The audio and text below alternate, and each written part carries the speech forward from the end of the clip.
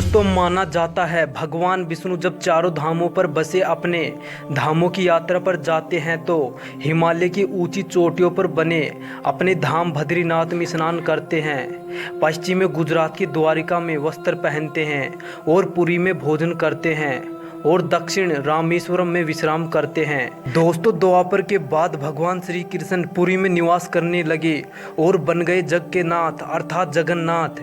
पुरी का जगन्नाथ धाम चारों धामों में से एक है। यहाँ भगवान जगन्नाथ बड़े भाई बलभद्र और बहन सुभद्रा के साथ विराजते हैं। दोस्तों जगन्नाथ मंदिर के 10 रहस्यों के बारे में बताएंगे। अगर अभी तक हमारे चैनल को सब्सक्राइब नहीं किए हो तो प्लीज़ चैनल को सब्सक्राइब कीजिए और वीडियो को लाइक शेयर कमेंट जरूर करें। चलिए दोस्तों स्टार्ट करते हैं। नंबर 1, हवा के विपरीत लहरता ध्वज। दोस्तों श्री जगन्नाथ मंदिर के ऊपर स्थापित लाल ध्वज सदैव हवा की विपरीत दिशा में लहरता है। ऐसा किस कारण होता है यह तो वैज्ञानिक ही बता सकते हैं, लेकिन यह निश्चित ही आश्चर्यजनक बात है। यह भी कहा जाता है कि प्रतिदिन सायकाल मंदिर के ऊपर स्थापित ध्वज को मानव द्वारा उल्टा चढ़कर बदला जाता है। नंबर 2, गुंबद की छाया नहीं बनती। दोस्तों यह दुनिया का सबसे भव्य और ऊंचा मंदिर है। यह मंदिर 4 लाख वर्ग फुट क्षेत्र में फैला है और इसकी ऊंचाई लगभग 214 फुट है। मंदिर के पास खड़े रहकर इसका गुंबद देखना पाना असंभव है। मुख्य गुंबद की छाया दिन के किसी भी समय अदृश्य ही रहती है। हमारे पूर्वज कितने बड़े इंजीनियर रहे होंगे यह इस एक मंदिर के उदाहरण से समझा जा सकता है।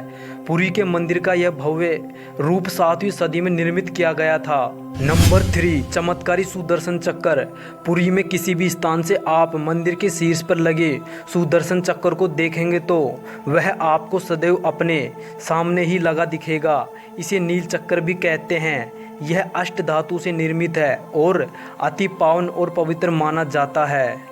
नंबर 4, हवा की दिशा। सामान्य दिनों के समय हवा समुद्र से जमीन की तरफ आती है और शाम के दौरान इसके विपरीत, लेकिन पुरी में इसका उल्टा होता है। अधिकतर समुद्र तटों पर आमतौर पर हवा समुद्र से जमीन की ओर आती है, लेकिन यहाँ हवा जमीन से समुद्र की ओर जाती है। नंबर 5, गुंबद के ऊपर नहीं उड़ते हैं पक्षी। दोस्तों मंदिर के ऊपर गुंबद के आसपास अब तक कोई पक्षी उड़ता नहीं देखा गया है। इसके ऊपर से विमान भी नहीं उड़ाया जा सकता। मंदिर के शिखर के पास पक्षी उड़ते नजर नहीं आते हैं, जबकि देखा गया है कि भारत के अधिकतर मंदिरों के गुंबद पर पक्षी बैठ जाते हैं और आसपास उड़ते नजर आते हैं। नंबर 6, दुनिया का सबसे बड़ा रसोई घर। दोस्तों 500 रसोइये 300 सहयोगियों के साथ बनाते हैं भगवान जगन्नाथ जी का प्रसाद। लगभग 20 लाख भक्त कर सकते हैं यहाँ भोजन। कहा जाता है कि मंदिर में प्रसाद कुछ हजारों लोगों के लिए ही क्यों ना बनाया गया हो, लेकिन इससे लाखों लोगों का पेट भर सकता है। नंबर 7, समुद्र की ध्वनि।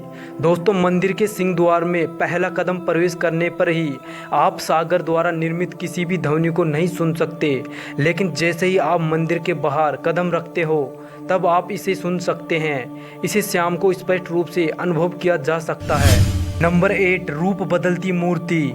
यहाँ श्री कृष्ण को जगन्नाथ कहते हैं। जगन्नाथ के साथ उनके भाई बलभद्र यानी बलराम और बहन सुभद्रा विराजमान हैं। तीनों की यह मूर्तियाँ काठ की बनी हुई हैं। यह प्रत्येक 12 साल में एक बार होता है।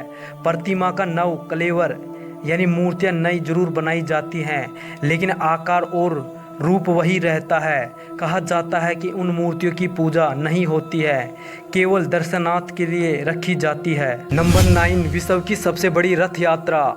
दोस्तों आषाढ़ माह में भगवान रथ पर सवार होकर अपनी मौसी रानी गुड़ियाचा के घर जाते हैं। यह रथ यात्रा 5 किलोमीटर में फैले पुरुषोत्तम क्षेत्र में ही होती है। नंबर 10, हनुमान जी करते हैं जगन्नाथ जी की समुद्र से रक्षा। दोस्तों माना जाता है कि 3 बार समुद्र ने जगन्नाथ जी के मंदिर को तोड़ दिया था। कहते हैं कि महाप्रभु जगन्नाथ ने वीर मारुति हनुमान जी को यहाँ समुद्र को नियंत्रित करने हेतु नियुक्त किया था, परंतु जब हनुमान जी जगन्नाथ बलभद्र एवं सुभद्रा के दर्शनों को लोभ संवरण नहीं कर पाते थे, वे प्रभु के दर्शन के लिए नगर में प्रवेश कर जाते थे। ऐसे में समुद्र भी उनके पीछे नगर में प्रवेश कर जाता था। केसरी नंदन हनुमान जी की इस आदत से परेशान होकर जगन्नाथ महाप्रभु ने हनुमान जी को यहाँ सरवन बेड़ी से आबद्ध कर दिया। यहाँ जगन्नाथपुरी में ही सागर तट पर बेड़ी हनुमान जी का प्राचीन एवं प्रसिद्ध मंदिर है। दोस्तों यहाँ तक आ गए हो तो वीडियो को लाइक शेयर और कमेंट जरूर करें।